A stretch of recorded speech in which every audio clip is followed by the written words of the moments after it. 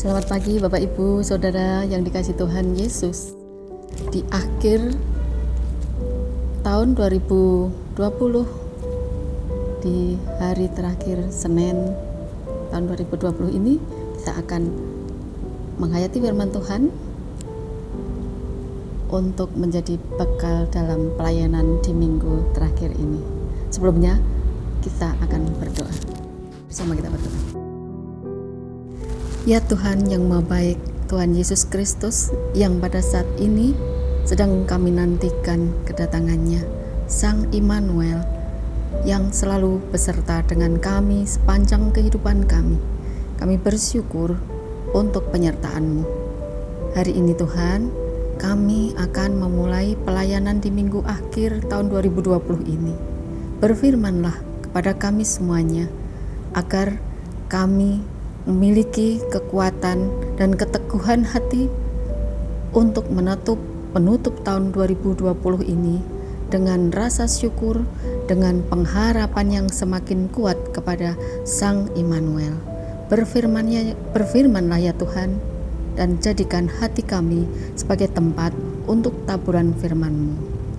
Amin. Bersama kita akan menghayati firman Tuhan. Akan kita renungkan firman Tuhan Amsal 19 ayat yang ke-22. Demikian firman Tuhan. Sifat yang diinginkan pada seseorang ialah kesetiaan. Lebih baik orang miskin daripada seorang pembohong. Kita juga akan merenungkan firman Tuhan dari ayat yang kedua. Kita ambil Filipi 2 ayat yang ke-22. Filipi 2 ayat yang ke-22. Demikian firman Tuhan. Kamu tahu bahwa kesetiaan telah teruji. Saya ulangi, kamu tahu bahwa kesetiaannya telah teruji dan bahwa ia telah menolong aku dalam pelayanan Injil sama seperti seorang anak menolong bapaknya. Bapak Ibu yang dikasihi Tuhan Yesus, sebentar lagi, seminggu lagi kita akan mengakhiri tahun 2020. Tahun 2020 ini adalah tahun yang istimewa. Banyak tantangan, banyak kesempatan untuk kita menguji kembali kesetiaan kita kepada Tuhan. Tantangan-tantangan yang ada sepanjang tahun 2020 ini sungguh luar biasa. Oleh sebab itu, kita akan kembali mengenali diri kita. Sejauh apa kesetiaan kita di dalam menjalani situasi sepanjang tahun 2020 ini. Kesetiaan kita kepada Tuhan melalui kehidupan kita, baik kehidupan secara pribadi yang bergaul dengan Allah, kehidupan di dalam berkeluarga yang menyatu dengan suami, istri, anak-anak, orang tua, dan keluarga besar, dan juga kita sebagai anggota masyarakat dan bangsa Indonesia. Kesetiaan kita akan melihat kembali. Bapak Ibu yang dikasihi Tuhan Yesus, jika kita melihat kehidupan kita selama ini, ada beberapa hal yang menuntut kita berkaitan dengan janji, ya, mulai dari pernikahan. Ada janji nikah, ya, baik di hadapan pendeta, romo, dan juga di hadapan rohaniawan yang meneguhkan pernikahan kita. Kemudian janji yang kedua, ketika kita memasuki kehidupan bekerja dalam pekerjaan, tentunya kita juga melakukan sebuah penandatanganan kontrak penandatanganan kerjasama sebagai seorang karyawan. Demikian juga di dalam sebuah lembaga, tentunya banyak MOU ya, kerjasama ya, penandatanganan kerja bersama, baik dengan antara dua pihak yang bekerja bersama tersebut. Dan selanjutnya janji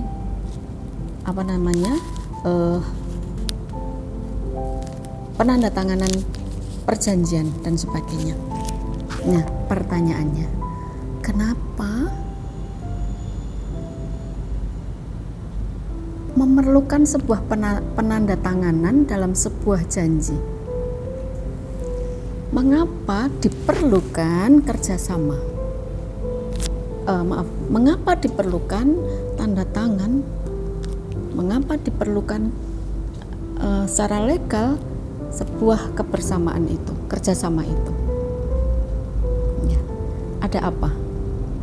Kita akan melihat dari satu sisi. Ya,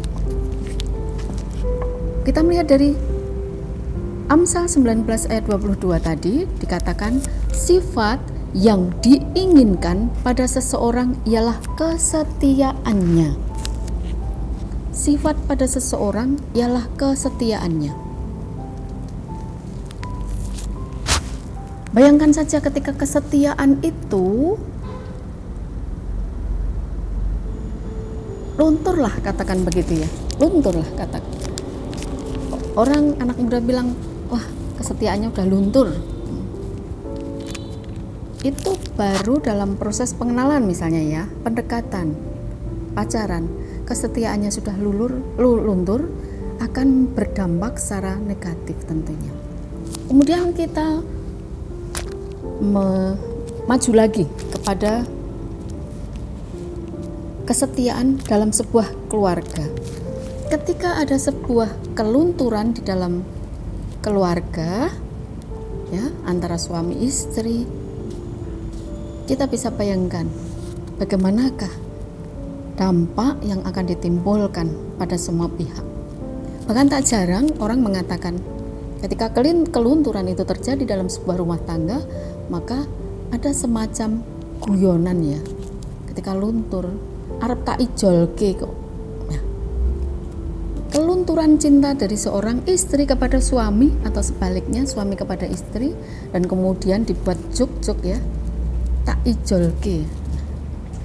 Apakah sebuah kesetiaan itu bisa ditukar atau ditukar tambahkan dengan yang lebih mahal atau dengan yang ya nyelawenan ya, seket entuk loro dan sebagainya.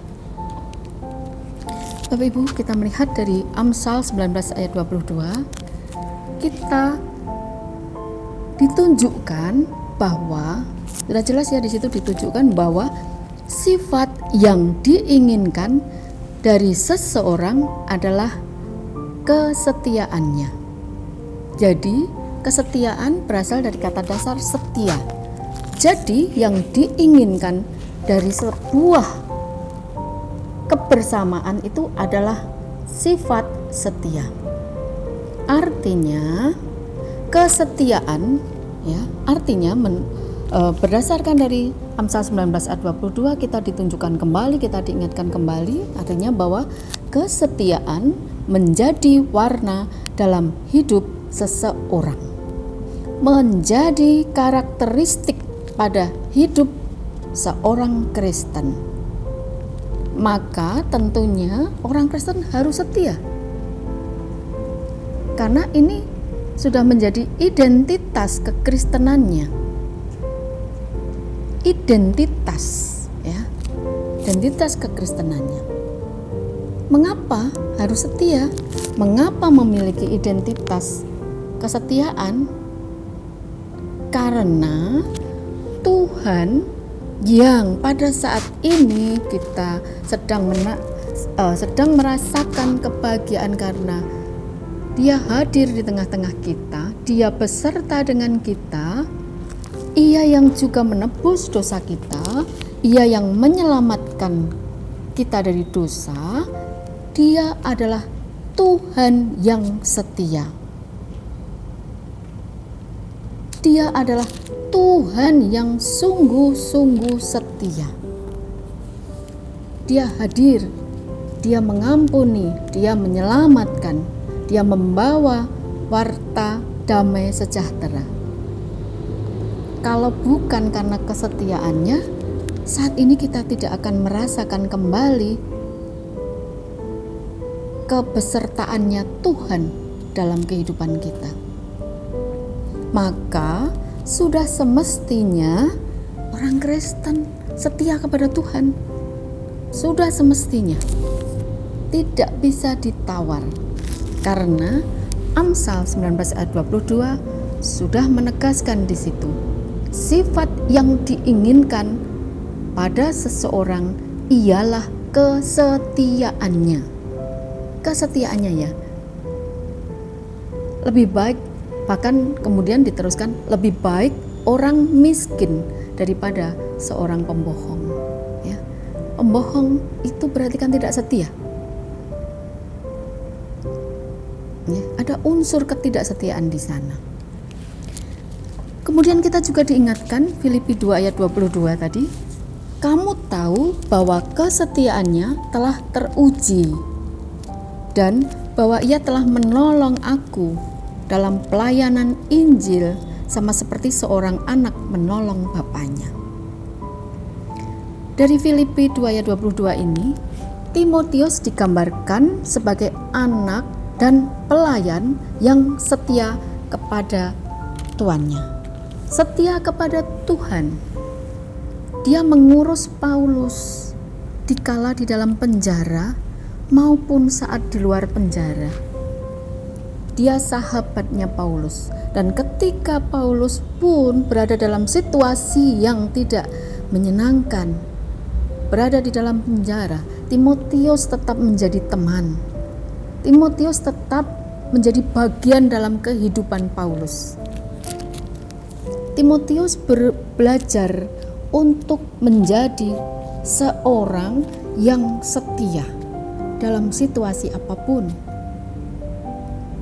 Dia digambarkan sebagai seseorang yang sangat setia. Karena dalam suka maupun duka, ia tidak pernah luntur kesetiaannya. Bapak Ibu yang dikasihi Tuhan Yesus, sampai saat ini mungkin kita sudah belajar tentang kesetiaannya ya. Bapak Ibu, saya dan kita semuanya tentunya sudah belajar tentang kesetiaan. Nah, ada orang memberikan istilah kesetiaan yang bersifat kuantitatif dan juga kesetiaan yang bersifat kualitatif ya. Secara kuantitatif ya, kesetiaan itu bisa dilihat dari aktivitasnya, atau kesetiaan kuantitatif itu bisa disebut juga kesetiaan yang bersifat activity.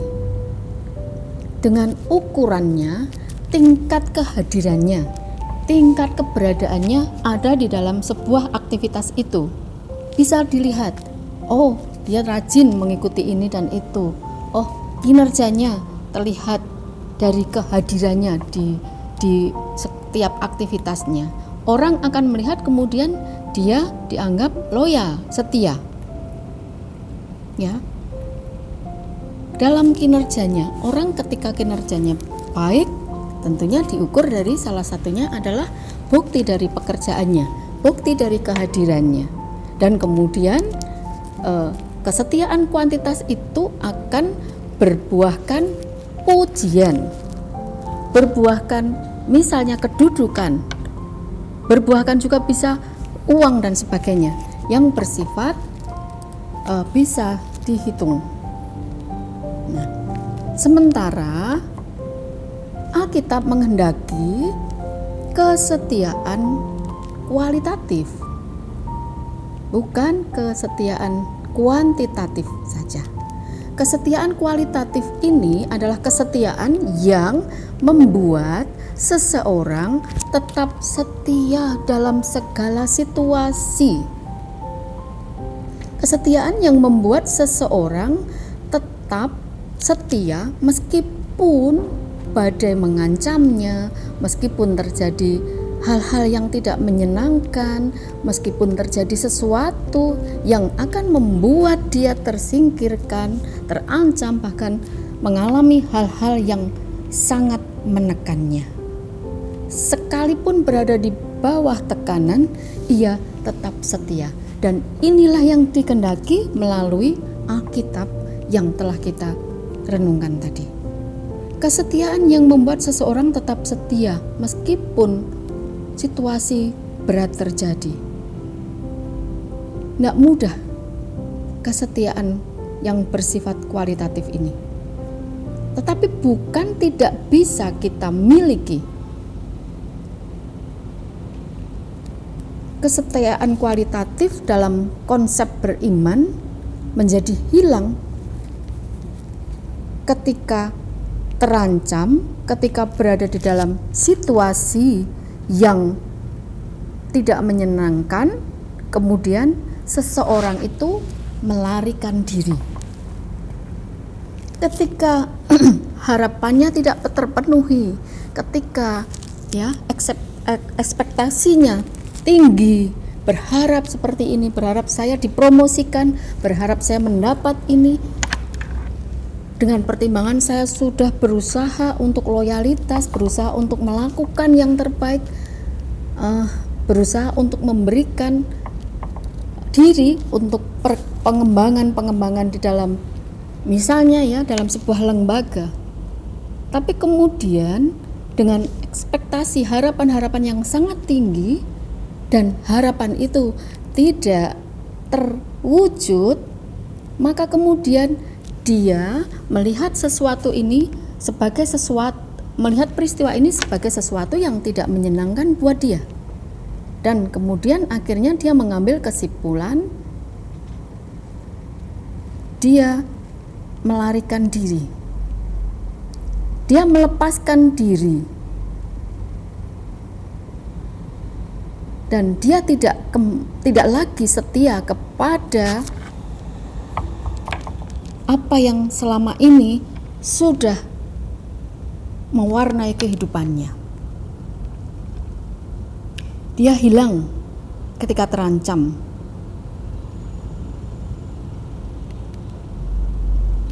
Dia tidak lagi menjadikan situasi ini sebagai sebuah proses untuk menguji kesetiaan secara kualitatif. Sebab dia menganggap bahwa kesetiaan itu adalah kesetiaan yang bisa diukur dengan hal-hal yang bisa dilihat. Promosi, jabatan, uang, kesempatan-kesempatan yang menurut dia adalah menyenangkan. Sedangkan kesetiaan kualitatif sudah jelas di atas dikatakan bahwa kesetiaan kualitatif itu adalah kesetiaan yang membuat seseorang tetap kuat di dalam situasi apapun. Tidak luntur kesetiaannya. Dia tetap menyatu dengan situasi yang ada dan berusaha bersama-sama dengan yang lainnya untuk memperkuat agar situasi yang saat ini yang dianggap mengancam dan sebagainya segera berakhir. Bapak Ibu yang dikasihi Tuhan Yesus, di dalam kehidupan kita tidak akan terlepas dengan situasi yang ada ini. Oleh sebab itu, ketika mengapa orang tidak tahan uji? Sebab ketika kita melihat orang lebih cenderung kepada kesetiaan kuantitatif. Karena kesetiaan kuantitatif itu bersifat menguntungkan. Contohnya ketika kita rajin di dalam sebuah peribadatan, Kita bertemu dengan orang lain, kita bisa melepaskan kerinduan dengan sahabat-sahabat saudara-saudara kita. Kita bisa bekerja sama dengan mereka ketika kita bertemu. Dan ketika di dalam pertemuan itu orang lain melihat kita, kehadiran kita, aktiviti kita, mereka akan memberikan pujian-pujian kepada kita karena kesetiaannya. Dan kesetiaan ini akan membuat orang menjadi tenang, nyaman, dan merasa diuntungkan. Yaitu ada pujian oleh karena keaktifannya, ada pujian karena kinerjanya, dan nilai-nilai tinggi karena orang-orang memuji akan kesetiaannya dalam yang bersifat kuantitatif. Ada benefit di dalamnya. Sedangkan kesetiaan kualitatif sering membuat kita bukannya mendapat pujian, bukannya mendapat penghargaan, tetapi justru kemungkinan-kemungkinan yang terjadi adalah terpojok, terancam, menjadi korban, dan menjadikan orang lain tidak peduli.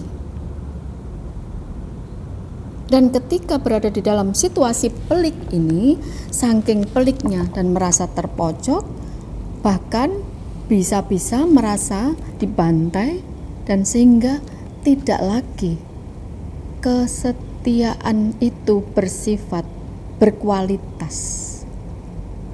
Sehingga orang menjadi putus asa, sehingga orang menjadi melihat situasinya, lingkungannya menjadikan dianggap tidak menguntungkan dia, dan kemudian berdampak kepada dia mengambil keputusan untuk melepaskan diri dari situasi ini yang telah mewarnai kehidupannya tadi. Bapak Ibu yang dikasihi Tuhan Yesus, kesetiaan menjadi gambar yang harus terwujud dalam hidup kita.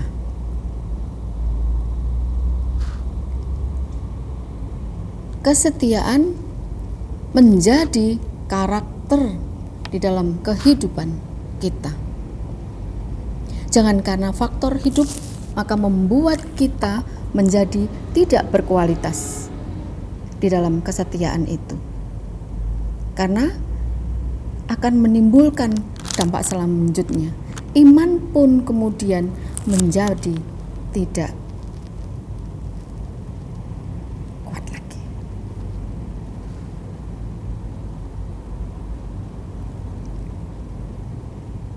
Kesetiaan menjadi sesuatu yang serius. Kesetiaan kualitatif terutama menjadi sesuatu yang serius dalam hidup, supaya tidak terperangkap di dalam sesuatu situasi yang mengakibatkan semakin terpuruknya kehidupan kita. Orang yang setia dalam kesetiaan kualitatif, atau orang yang mengembangkan kesetiaan kualitatif, pasti dia setia dalam kuantitatif. Tapi sebaliknya, setia dalam kualitatif pasti belum tentu kuantitatif.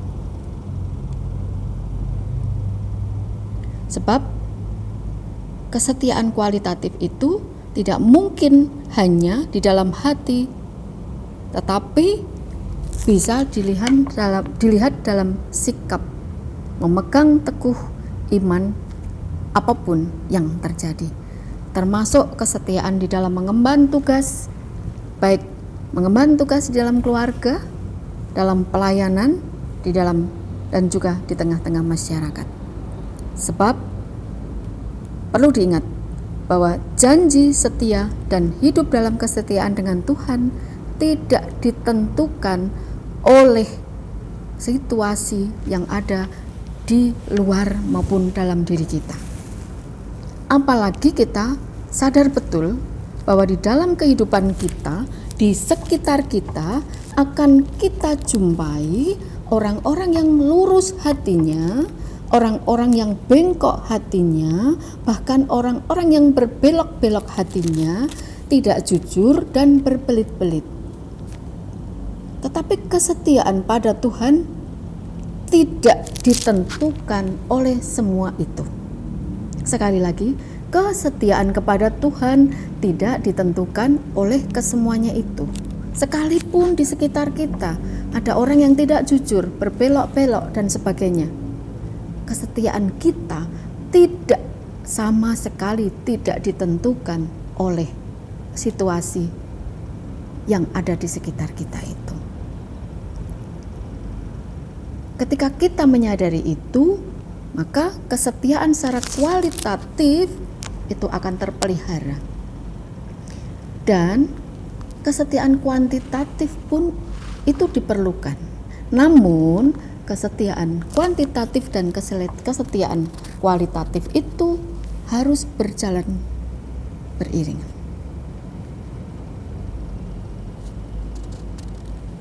Ketika kita hanya mengatakan aku setia kepada Tuhan, tetapi tidak diikuti dengan tindakan, kan juga belum bisa teruji. Ya. Tadi kinerjanya bagus, aktivitasnya kehadirannya berada di dalam aktivitas bermacam-macam, orang bisa melihat sehingga dipuji, tetapi ketika dihantam oleh badai, ketika pengharapannya yang luar biasa, ekstasinya tinggi dan kemudian tidak terwujud, maka ia menganggap bahwa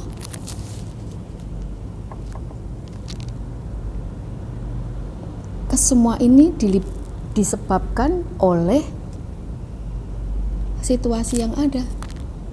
Sekali lagi, bahwa situasi itu tidak menentukan kesetiaan. Kesetiaan kita ditentukan oleh kualitas hubungan kita dengan Tuhan. Kesetiaan kita ditentukan oleh seberapa setianya kita memang kepada Tuhan. Dan Tuhan telah memberikan contoh tersendiri. Tuhan telah menyelamatkan kita. Tuhan bahkan hadir, mengosongkan dirinya menjadi manusia, melepaskan kemahakuasaan kealahannya dan menjadi manusia, yang pada saat ini kita rasakan kehadirannya. Dan pada saat ini Tuhan beserta kita, tidak jauh dari kita. Dan itu menjadi sebuah kekuatan yang luar biasa. Dan di dalam Timotius pun sudah diingatkan pula bahwa Paulus menggambarkan Timotius tadi adalah orang yang sangat setia. Setia dalam situasi senang maupun kondisi yang tidak menyenangkan. Masih ingat ada peribahasa bahwa banyak uang apang disayang, tak ada uang apang ditendang, begitu ya? Ya. Ketika saya disanjung-sanjung, ketika saya disubyo-subyo, ketika kinerjanya bagus, ketika senang, ya, ketika ekspektasinya kita tidak terpenuhi, maka kita menjadi merasa bahwa orang-orang tidak menghargai saya. Akhirnya apa yang terjadi? Bisa resign, bisa kemudian memutuskan hubungan, entah itu pacar, entah itu suami, istri, pertemanan yang selama ini sudah dibangun, atau kita bekerja dalam sebuah lembaga.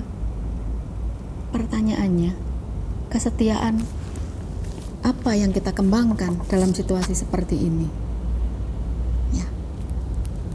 Dan itu fakta ya, karena memang itulah perilaku orang yang tidak setia pada janji yang sudah dibuatnya dengan Tuhan, terutama baik dalam pernikahan maupun di dalam ketika kita berada di dalam sebuah kehidupan berlembaga, bekerja di dalam sebuah komunitas, kita akan menemui situasi-situasi seperti itu. Dan ketika kita mendengarkan firman Tuhan pada saat ini, kita diingatkan kembali bahwa kita harus belajar pada seorang Timotius yang diacungi jempol oleh Paulus. Kenapa Paulus sampai mengacungi jempol? Ya, karena memang kesetiaan Timotius luar biasa. Kesetiaan Timotius itu teruji. Sebab tanpa kesetiaan semuanya akan hilang.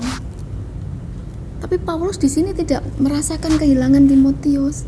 Sekalipun dia berada di situasi di penjara, dia masih memiliki kehangatan bersama sahabatnya Timotius tersebut. Dan sifat yang diinginkan pada seseorang ialah kesetiaan, dan ini pun ditegaskan di dalam Amsal. Lebih baik orang miskin daripada seorang pembohong, ya.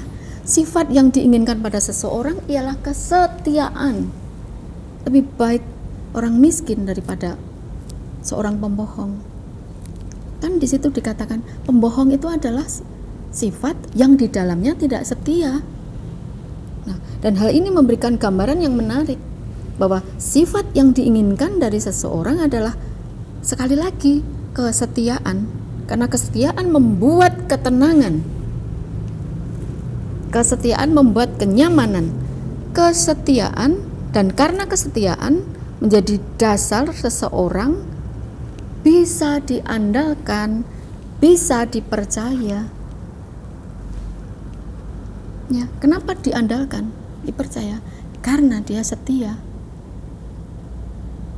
Lain lagi, ketika setia kemudian tidak dipercaya, itu persoalan lain. Ya, itu tadi yang di lingkungan kita banyak kita dapati orang yang berbelok-belok hatinya, berbengkok-bengkok hatinya. Tetapi sekali lagi, ini persoalan fokusnya adalah tentang kesetiaan.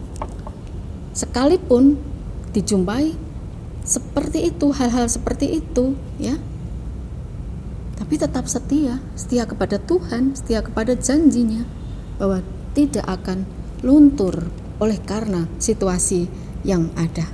Dan gambaran kesetiaan yang terikat kepada tadi, ya, tidak membuat manipulasi atau pembohongan, yaitu sesungguhnya itu merupakan sebuah gambaran kesetiaan yang terikat pada kebenaran.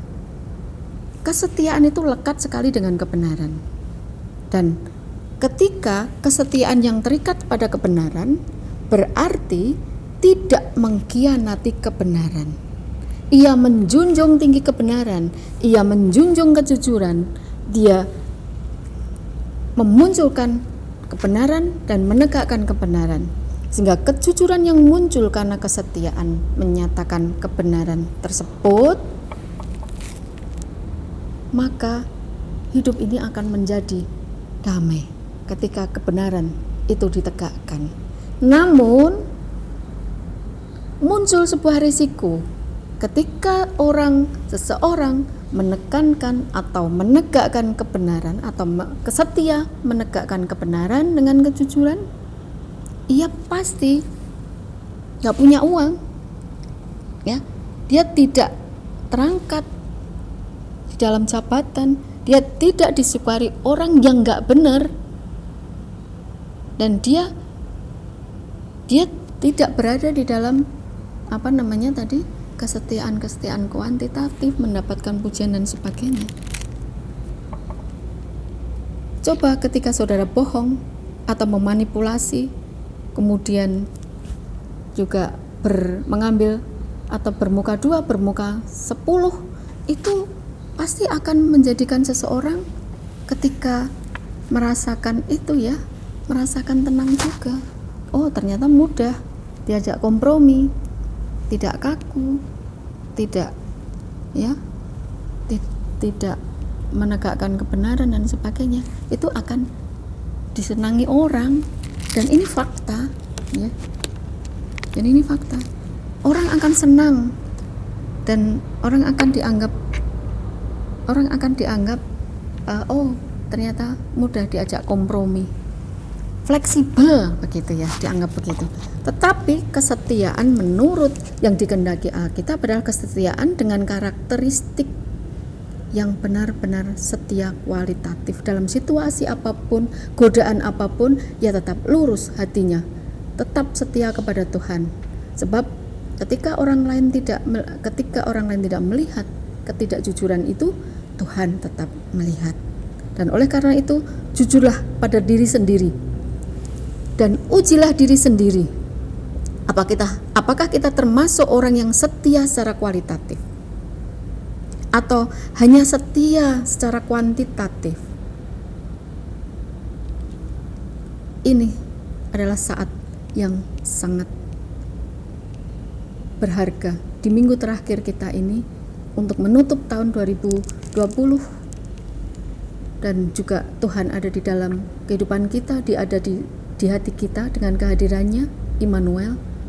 Ini saatnya kita bersujud mengungkapkan seluruh keberdosaan kita, ketidakjujuran kita, ketidaksetiaan kita dalam melakoni, menjalani situasi yang kita anggap tidak menyenangkan, yang kemungkinan dari antara kita sudah tidak setia dengan janji-janji, dengan janji kita kepada Tuhan, baik dalam konteks hidup berkeluarga, di dalam hidup bekerja, di dalam konteks pekerja, maupun di dalam kehidupan bermasyarakat. Berbanggalah jika kita termasuk menjadi orang-orang yang tahan uji, karena kesetiaan itu menimbulkan kekuatan, dan kekuatan tahan uji, dan sebaliknya kekuatan di dalam tahan uji itu juga menimbulkan kesetiaan yang bersifat kualitatif. Memang tidak mudah dan berat, tetapi sesungguhnya di sini Tuhan dipermuliakan. Dan mengapa menjaga kesetiaan itu sesuatu yang sangat penting?